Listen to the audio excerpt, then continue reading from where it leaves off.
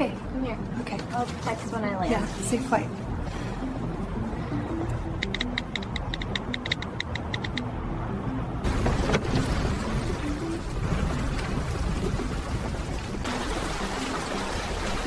Pay attention to these two pieces of footage.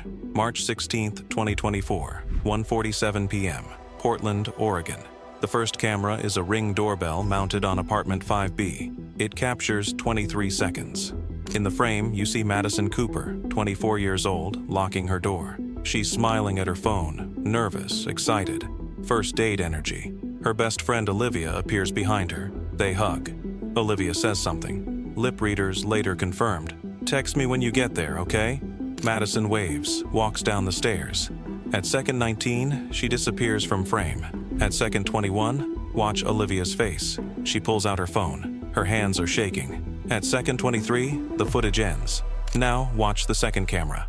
March 16th, 2024, 3:15 p.m., Forest Park parking lot. A hiker's dash cam accidentally left recording. It captures 11 minutes. A silver Honda Civic pulls into the lot. License plate 7KGX492. Registered owner Olivia Grant, the same best friend who hugged Madison goodbye 90 minutes ago. The same best friend who told police she never left the apartment that day. The same best friend who said she was home, waiting, worried, when Madison didn't text back. But this camera doesn't lie. At minute 4, Olivia gets out of the car. She's on the phone. She walks toward the trailhead. The exact trail Madison went up to meet Ryan Mitchell, the online boyfriend she'd been talking to for 4 months.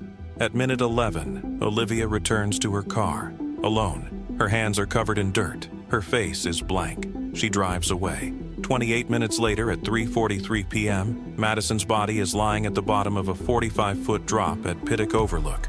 Blunt force trauma, dead on impact. But here's what makes this case different from every other true crime story you've heard. The person Madison went to meet wasn't a stranger, and the person who knew exactly where she was going, who helped plan every detail, who fed the information that made this meeting happen, was the same person standing in that doorbell footage, watching her leave. The question isn't who killed Madison Cooper. The question is, how long was her best friend planning to help? This is the story of 2 cameras, 4 months of lies, and 23 seconds of footage that proved the most dangerous person in your life is sometimes the one who says, "I love you," while opening the door to your killer. Madison Cooper and Olivia Grant met in 7th grade homeroom at Lincoln Middle School in Portland. September 2013. They were both 12 years old. Madison was the new girl, just moved from Seattle. Quiet, artistic, carried a vintage film camera her grandfather gave her. Olivia sat next to her on the first day, leaned over and said, "That camera is amazing. Can you teach me how to use it?" They became inseparable within weeks. By 8th grade, they had matching friendship bracelets, shared lockers, finished each other's sentences. High school was the same. Same classes, same lunch table, same Friday night sleepovers. When college application season came, they both chose Portland State University. When they needed an apartment sophomore year, they rented a 2-bedroom in Northwest Portland together. When Madison got an internship at Cascade Marketing Solutions, she recommended Olivia. They both got hired full-time after graduation. To everyone who knew them, Madison and Olivia were the definition of best friends. Madison's Instagram bio in 2024 read, "Photographer, coffee addict, blessed with the best friend a girl could ask for, Olivia Grant forever." They had 847 photos together across social media. Birthdays, holidays, random Tuesday brunches. Comments from friends said things like, "Friendship goals, wish I had a bond like this, you two are soulmates." But if you scrolled back far enough on Madison's private journal, the one police found in her nightstand drawer after she died, you'd find entries that told a different story. February 3rd, 2024. "I love Liv, but sometimes I feel like she wants to own me, not just be friends with me.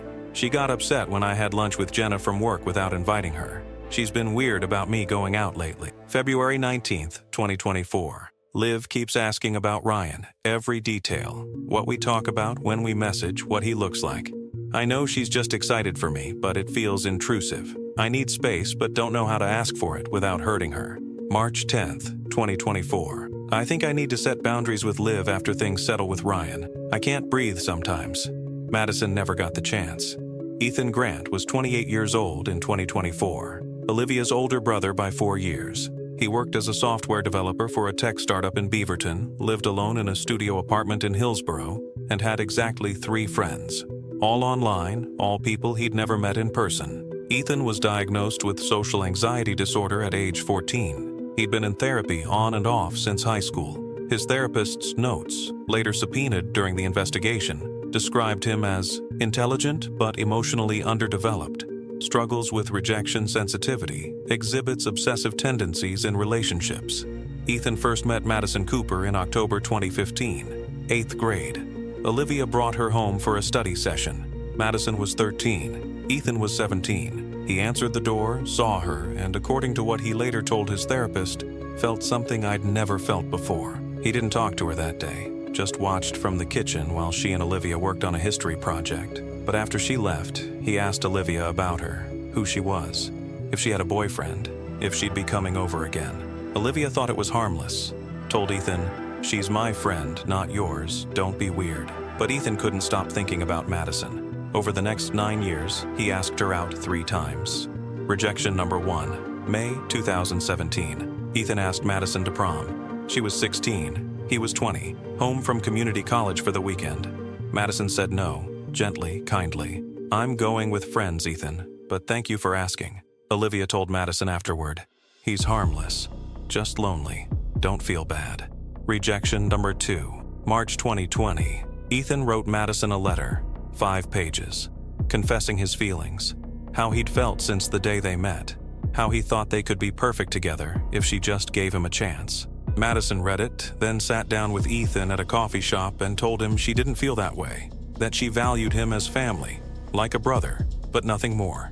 Ethan cried, apologized, promised to respect her boundaries. Olivia mediated afterward, told Madison, "He'll get over it. He just needs time." Rejection number 3, September 23rd, 2023. Olivia's 24th birthday party, backyard barbecue, 30 people. Madison was there, laughing with friends, taking photos with her vintage camera. Ethan pulled her aside at 7:18 p.m., asked if she wanted to get dinner sometime, just the 2 of them. Madison's face fell. She'd thought this was over. "Ethan, I've told you, I don't see you that way. I'm sorry, but this has to stop." Ethan's expression changed. The kindness drained from his face. He said, "You don't even know me. You've never given me a real chance." Madison walked away, told Olivia what happened. Olivia promised to talk to him. That night, Olivia found Ethan sitting alone in his car in the driveway. She got in. "You can't keep doing this. You're going to lose her as a friend completely." Ethan stared straight ahead. "I already lost her. I lost her the first time she said no. But it doesn't change how I feel. Then you need to move on." Ethan didn't respond, just started the car and drove away. Olivia thought that was the end of it. It wasn't. 56 days later, Ethan created the Ryan Mitchell account. November 18th, 2023, 11:34 p.m. Ethan Grant sat alone in his studio apartment, laptop open, 4th energy drink of the night half empty on the desk. He'd been researching for 3 days. How to create a fake social media profile, how to avoid reverse image searches, how to make a catfish account look real. He'd found Derek Chen, a 26-year-old fitness model from San Diego with 89,000 Instagram followers. Derek's photos were public, high quality, aspirational, the kind of guy women swiped right on. Ethan downloaded 47 of Derek's photos, used a photo editing app to alter metadata, uploaded them to a new Instagram account. Our Ryan Mitchell, Chach PDX. Bio, Portland native, photography enthusiast, trail runner, coffee snob, looking for genuine connections. Every detail was calculated. Photography enthusiast, because Madison loved photography. Trail runner, because Madison hiked every weekend. Coffee snob, because Madison worked part-time at a specialty roaster in college. Ethan didn't just create a fake person, he created Madison's perfect match. But he had a problem: how to make Ryan believable. A brand new Instagram account with no followers, no posts, no history would scream fake. So Ethan spent 3 weeks building Ryan's life. He followed 340 accounts, local Portland businesses, hiking groups, photography pages, coffee shops Madison followed.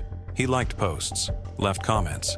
made Ryan interact with the world. He posted photos. Derek Chen at a trailhead. Caption, best way to start a Sunday. Forest Park never disappoints. Derek Chen holding a coffee. Caption, single origin Ethiopian from Heart Coffee. If you know, you know. Derek Chen's camera on a table. Caption, film isn't dead, just harder to find. Every post was designed to attract Madison's attention, but Ethan didn't reach out yet. He needed one more thing, insider information. On November 24th, 2023, Ethan called Olivia. I need your help. Olivia was at the apartment she shared with Madison. It was 9:47 p.m. Madison was in her room, editing photos. With what? I want to talk to Madison. As a friend, I just need to know what to say so I don't mess it up again. Olivia sighed. Ethan, she's made it clear. I'm not asking her out. I just want to know her better. What she likes. What makes her happy. You're her best friend. Just help me understand her. Olivia hesitated. And this is the moment that changed everything. Because Olivia said yes. She texted Ethan later that night. She loves Thai food, especially from Pak Pak. She collects vintage cameras, has 12 of them. She listens to true crime podcasts when she edits photos. She hates people who are late. She's been stressed at work because her boss micromanages her. She needs validation right now. Ethan read the message 3 times.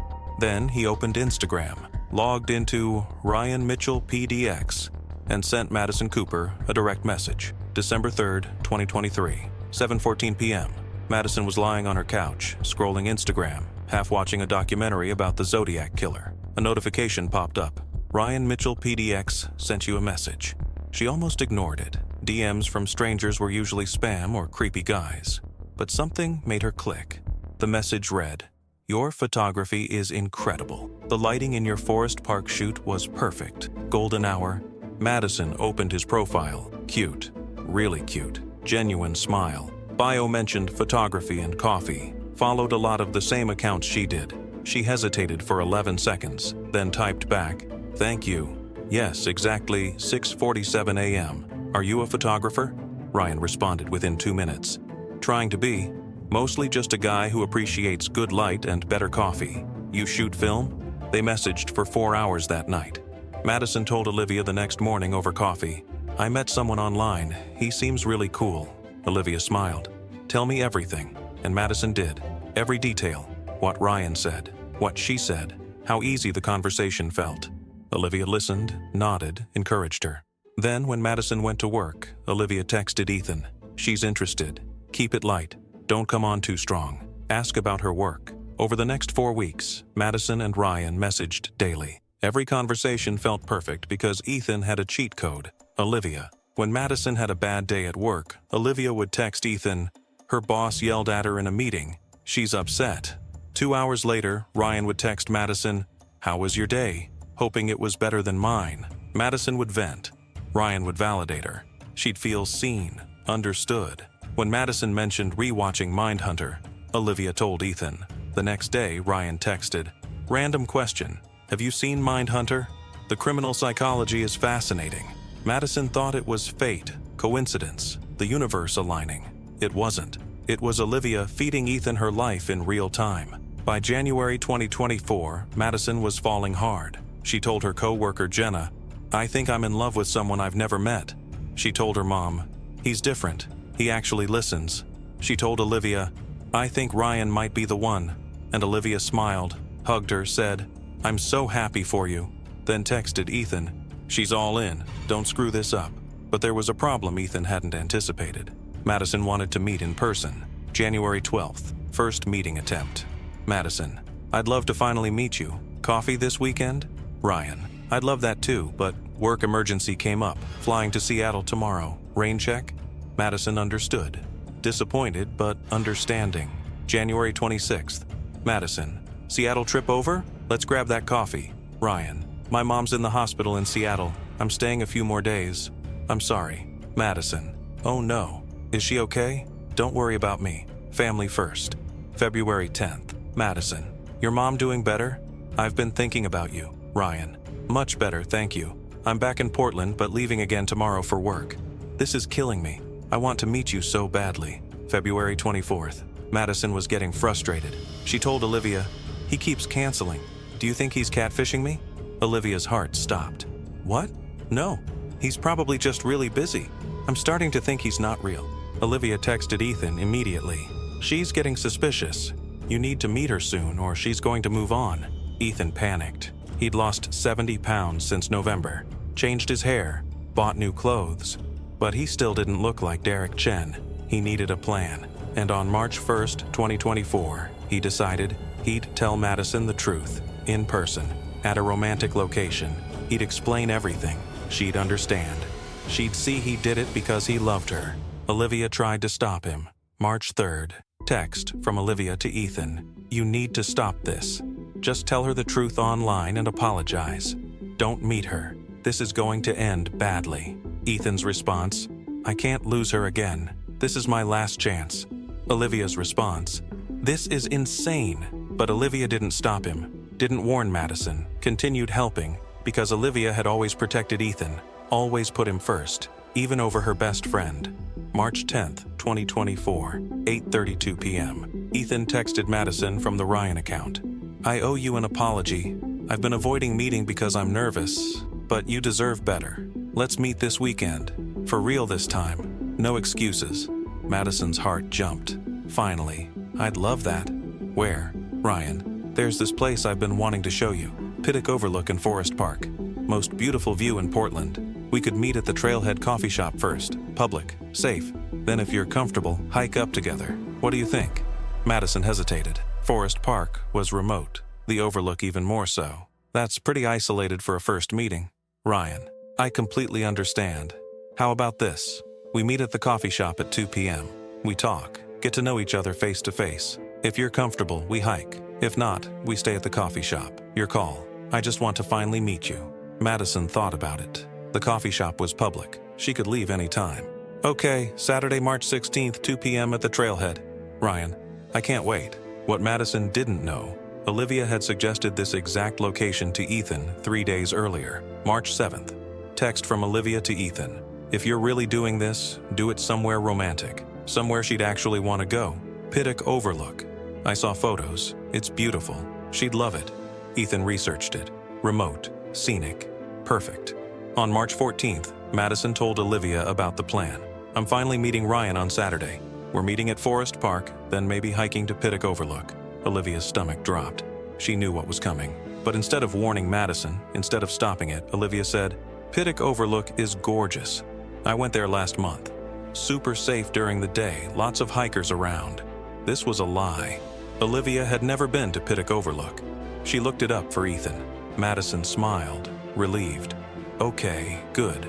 I was worried it might be too isolated. You'll be fine. And text me when you get there, okay? I will. That night, Olivia texted Ethan. She's going. Saturday, 2 p.m. I vouched for the location. She trusts it now. Please, Ethan, don't hurt her.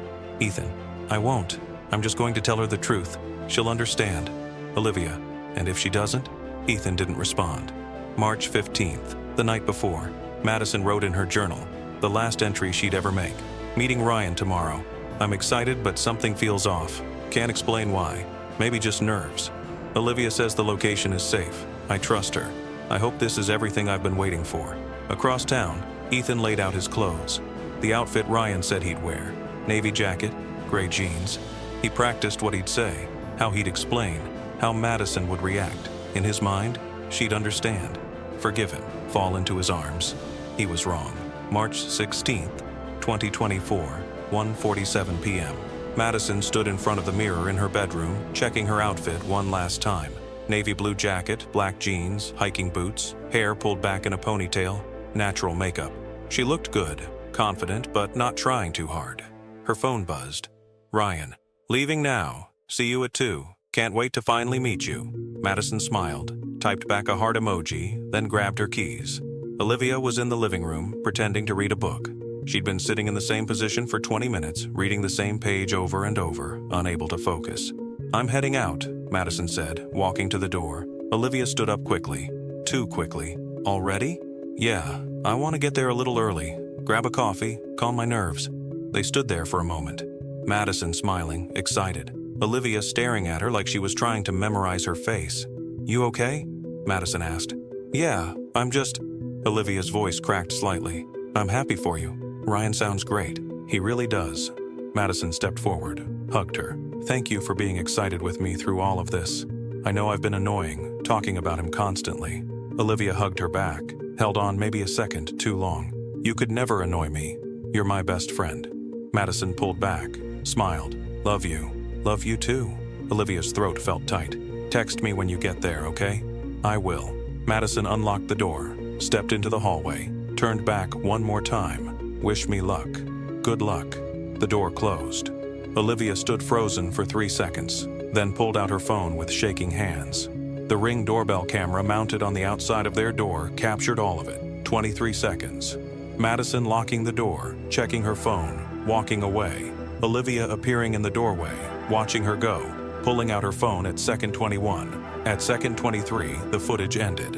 At 1:51 p.m., Olivia sent a text message to Ethan. She just left. Navy jacket, hiking boots. She'll be at the trailhead by 2:15. Please don't do anything stupid. Ethan's response came immediately. I won't. I promise. This is going to work. Olivia stared at her phone, nauseous. She'd helped orchestrate this for months. Fed Ethan information, vouched for the location, sent Madison directly into a trap, and now all she could do was wait. She sat back down on the couch, opened her book, didn't read a single word. 2:08 p.m. Madison pulled into the parking lot at the Forest Park trailhead. The coffee shop, a small wooden structure called Trailhead Brew, sat at the edge of the lot, windows facing the trail entrance. She ordered a vanilla latte, sat at a table near the window, checked her phone every 30 seconds. 2:14 p.m. Nothing. 2:19 p.m. Nothing. 2:23 p.m. Her phone buzzed. Ryan, running late. Meet me at the Overlook? I'm already up there. View is worth it, promise. Madison frowned.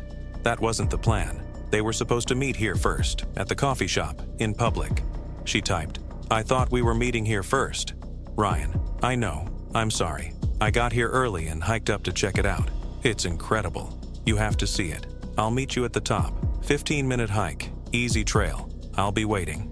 Madison hesitated. Her gut told her something was off, but then she thought about Olivia's reassurance. Pittock Overlook is gorgeous, super safe during the day, lots of hikers around. She looked around the parking lot. There were 4 other cars, other hikers. It was broad daylight. What could go wrong? Madison. Okay, on my way up. She finished her coffee, walked to the trailhead, started up the path.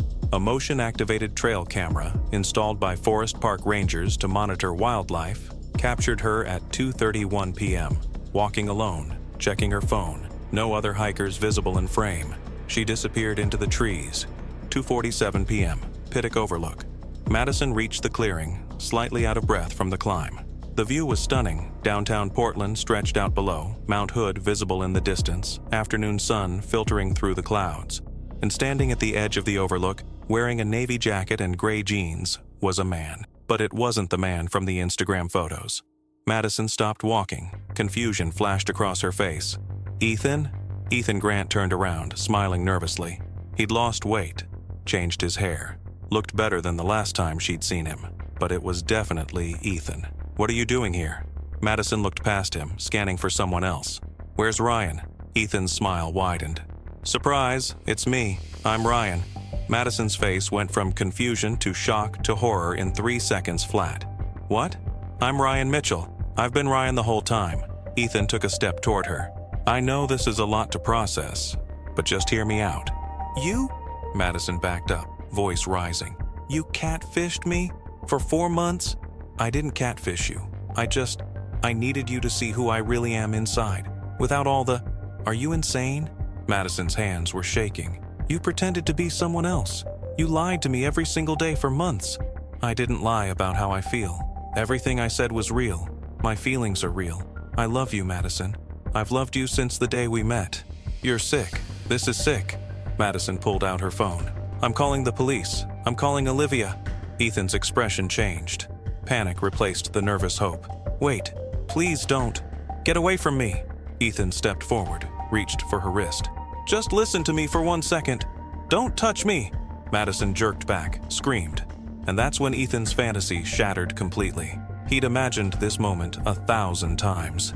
In every version, Madison understood, forgave him, fell into his arms, realized they were meant to be together. But she was looking at him like he was a monster. She was calling him sick. She was reaching for her phone to call the police. Years of rejection, obsession, and desperation erupted in one moment of rage and humiliation. Ethan grabbed her wrist harder, yanked the phone away. "Why can't you just listen?"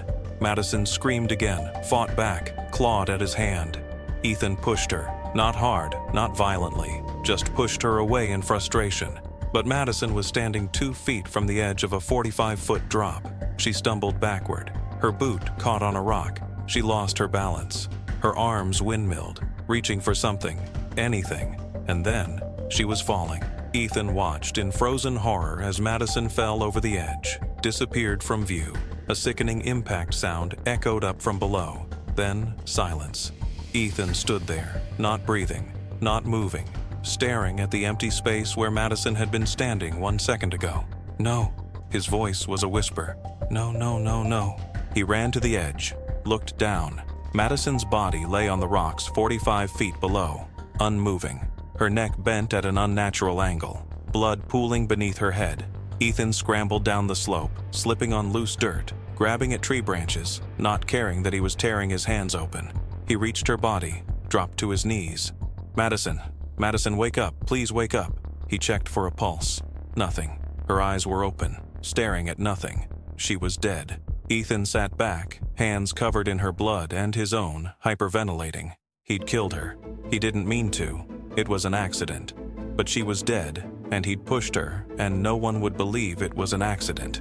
He pulled out his phone with shaking hands, called Olivia. 2:56 p.m. Olivia's phone rang. She'd been sitting on the couch for 65 minutes, staring at the wall, waiting. When she saw Ethan's name on the screen, her stomach dropped. She answered. "Hello?" Ethan was sobbing, hyperventilating so badly she could barely understand him. She fell. Olivia, she fell." "What? What happened?" "She's dead." "Oh God, she's dead. There's so much blood. I didn't mean to. I just pushed her and she fell and..." Olivia stood up, heart pounding. "Where are you?" "Pittock Overlook. At the bottom. She's..." "Olivia, what do I do?" Olivia's mind raced. Madison was dead. Ethan was at the scene. If he called 911, they'd arrest him. He'd go to prison. She made a decision in 3 seconds. "Don't move. I'm coming. We have to call 911. "No, not yet. Stay there. Don't touch anything else. I'll be there in 20 minutes. She hung up, grabbed her keys, ran to her car. 3:15 p.m. Forest Park parking lot. Olivia's silver Honda Civic pulled in fast, tires crunching on gravel. A hiker named David Chen was sitting in his car, eating a sandwich. Dashcam recording. He didn't think anything of it. Just another car arriving. His dashcam captured everything. License plate 7KJX492. Olivia getting out, phone pressed to her ear, walking quickly toward the trailhead. The footage ran for 11 minutes total. At minute 4, Olivia disappeared up the trail. At minute 11, she returned. Alone, hands dirty, face blank. She got in her car. Sat there for 17 seconds, staring straight ahead. Then drove away. David Chen finished his sandwich, went for his hike, never thought about the footage again, until police asked if anyone had dashcam footage from March 16th, 3:18 p.m., Pitic Overlook. Olivia found Ethan sitting next to Madison's body, rocking back and forth, covered in blood. She looked at Madison, her best friend since 7th grade, the person she'd shared everything with, dead on the rocks because Olivia helped set this up. She didn't scream, didn't cry, just stared. Then she looked at Ethan and said very calmly, "Listen to me carefully." Ethan looked up, tears streaming down his face. "Delete the Ryan Mitchell account right now. Factory reset your phone. Go home, shower, change clothes, burn what you're wearing. Act normal. We have to call 911. If we call now, they'll know you were here. They'll know it was you. You'll go to prison for murder. It was an accident. They won't believe that. They'll say you lured her here to kill her.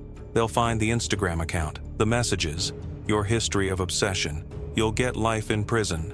Ethan's face crumpled. "What do we do?" "I'll handle this. Trust me." "How?" "I'll report her missing tonight. I'll give them Ryan Mitchell's information. They'll look for him, not you. You were never here." "But, Ethan," Olivia grabbed his shoulders. "Do you trust me?" He nodded, sobbing. "Then go. Right now. Delete everything. I'll call you when it's done." Ethan stood on shaking legs, pulled out his phone, opened Instagram, deleted the Ryan Mitchell account with trembling fingers. Factory reset. Confirm. His phone wiped clean. He looked at Madison one more time, then ran. Olivia stayed for 2 more minutes.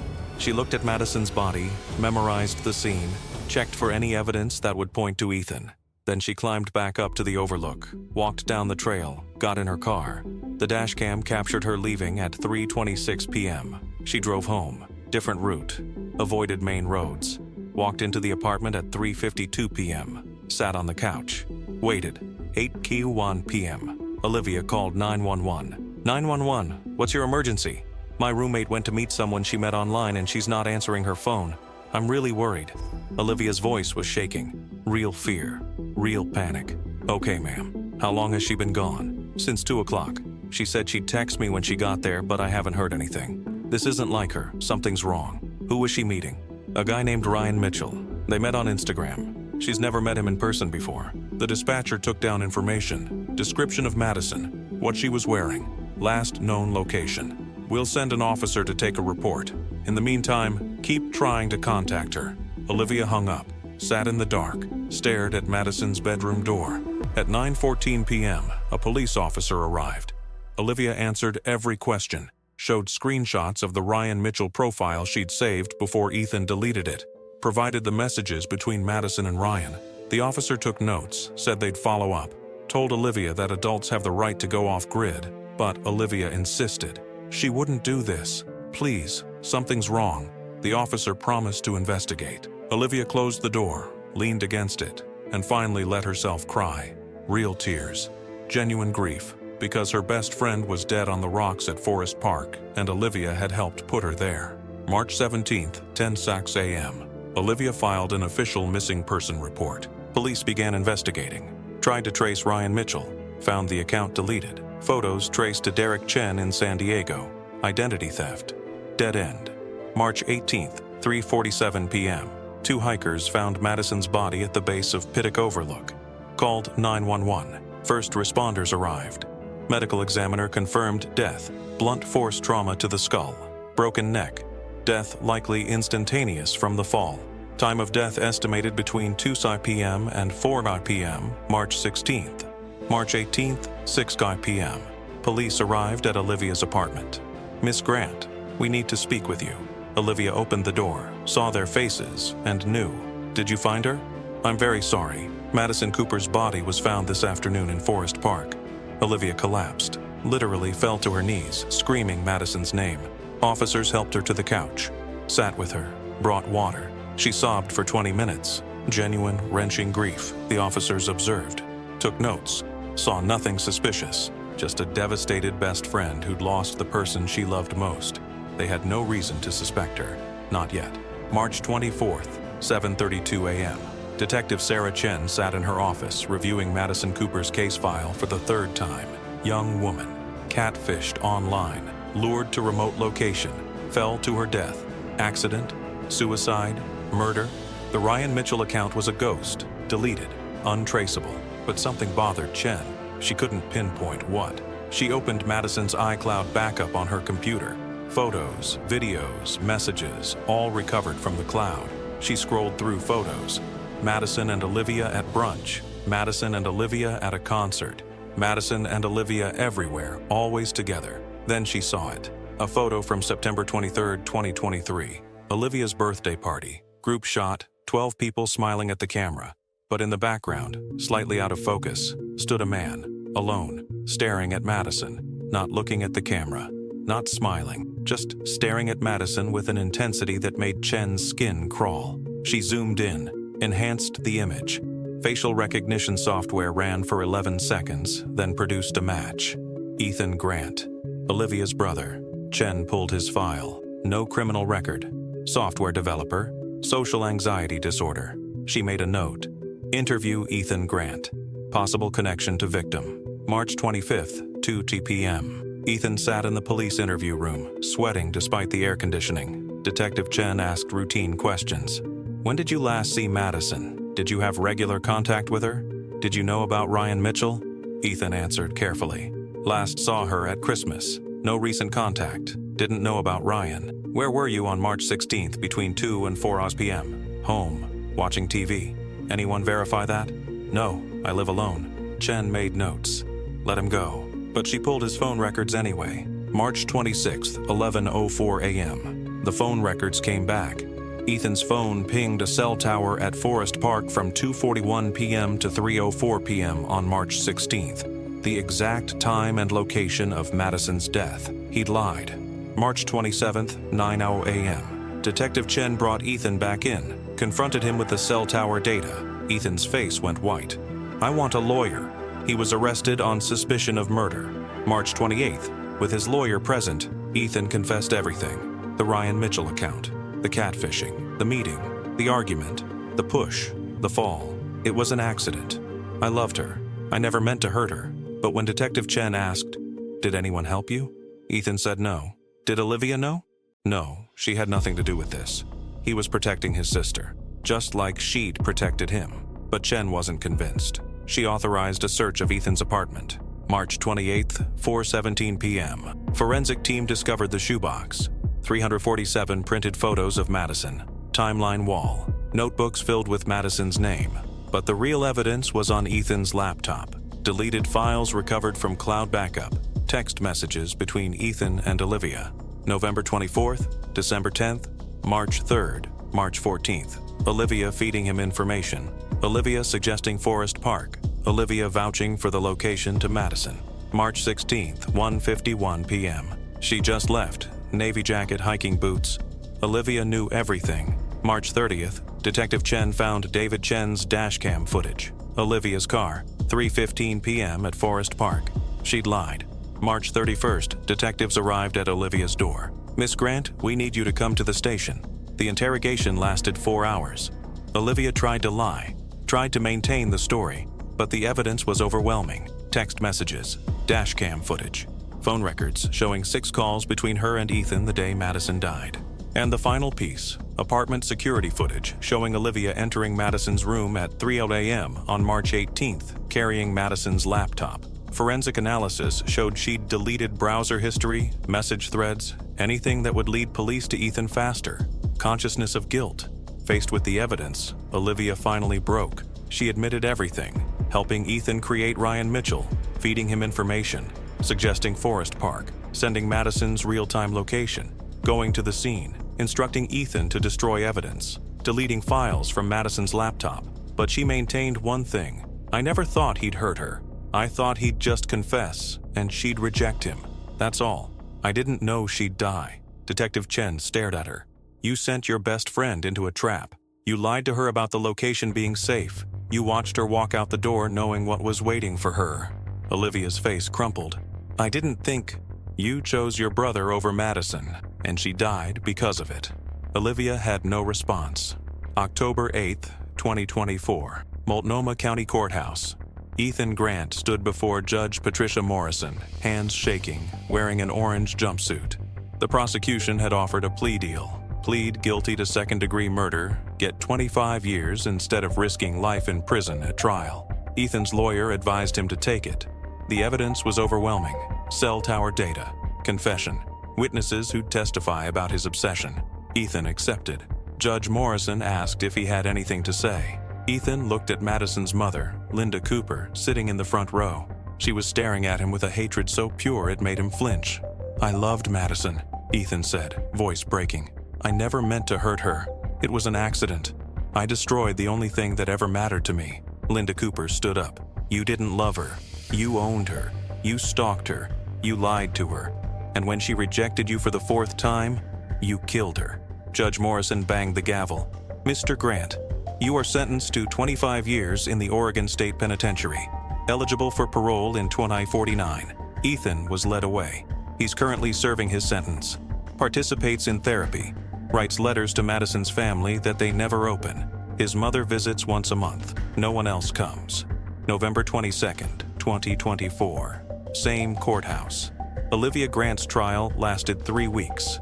The prosecution argued she was an active participant in a conspiracy that led to Madison's death, that by helping Ethan catfish Madison, by vouching for the isolated location, By sending real-time updates of Madison's movements, Olivia had set a trap she knew was dangerous. The defense argued Olivia was a victim of her brother's manipulation, that she never intended harm, that her post-death actions were panic and misguided loyalty, not criminal conspiracy. The jury heard everything: text messages, dashcam footage. The Ring doorbell video played 14 times during trial. Madison's mother testified. Olivia looked me in the eyes at the press conference and cried for my daughter. The whole time, she knew exactly what happened. She knew where Madison's body was, and she said nothing. The most damning evidence: forensic analysis of the Ring doorbell footage. At second 21, when Olivia pulls out her phone, experts confirmed she was typing a text message. The text sent at 1:51 p.m. She just left. Navy jacket, hiking boots, she'll be there by 2:15. Olivia had sent Madison's real-time location to Ethan while Madison was still in the hallway, trusting her, walking toward her death. The jury deliberated for 8 hours. Verdict: guilty on all counts, accessory after the fact, obstruction of justice, conspiracy. December 10, 2024, sentencing. Judge Morrison looked at Olivia. You had multiple opportunities to stop this. You could have warned Madison. You could have refused to help your brother. You could have called 911 immediately when you found her body. At every turn, you chose your brother over your best friend. That choice killed Madison Cooper. Sentence: 18 years in Coffee Creek Correctional Facility. Olivia was given a chance to speak. She stood, crying, looked at Linda Cooper and said, "Madison was my best friend. I loved her. I just loved my brother more." Linda Cooper walked out of the courtroom. Where they are now: Ethan Grant, serving 25 years. Eligible for parole 2049, age 53. No contact with Olivia. Cellmates report he has Madison's photo hidden in his cell. Guards confiscate it weekly. He gets another one somehow. Olivia Grant, serving 18 years. Eligible for parole 2042, age 42. Requested transfer 3 times, denied. Other inmates know what she did. She spends most days in protective custody. Writes letters to Madison's family. They're returned unopened. Madison's legacy. Linda Cooper established Madison's Voice Foundation. Mission: educate young people about catfishing, online safety, and recognizing obsessive behavior. The foundation helped pass Madison's Law in Oregon, requiring social media platforms to provide identity verification tools and warning systems for users meeting online contacts. Annual 5K run in Madison's memory. Last year, 4,000 people participated. The apartment, re-rented June 2024. New tenant unaware until a true crime podcast mentioned the address. She moved out 3 months later. Unit currently vacant. Building management considering removing the Ring doorbell. Decided against it. Evidence must be preserved. The footage: Ring doorbell video, 23 seconds, stored in evidence locker number 2847, Multnomah County Police Department. Played in courtrooms, featured in documentaries, studied in criminal justice classes. Detective Sarah Chen uses it in training seminars. Shows officers how to analyze micro-expressions, how to see what's really happening in seemingly innocent footage. At second 21, when Olivia pulls out her phone, Chen freezes the frame. "This is the moment," she tells recruits. "This is when a best friend became a murderer's accomplice. Watch her face. She knows exactly what she's doing." Final truth: Madison Cooper walked out of her apartment at 1:47 p.m. on March 16, 2024, trusting 2 people completely. Ryan Mitchell, who she thought loved her. Olivia Grant, who she thought would protect her. One was a lie created by obsession. The other was a betrayal hidden behind 12 years of friendship. The Ring doorbell camera captured 23 seconds. In that footage, you can see everything: Madison's excitement, Olivia's guilt, and the exact moment, second 21, when Olivia sent the text that guided Madison toward a 45-foot fall and a death that could have been prevented with 1 word of warning. The most dangerous person in Madison Cooper's life wasn't the stranger on the internet. It was the best friend standing in the doorway saying, "I love you," while typing directions to her killer.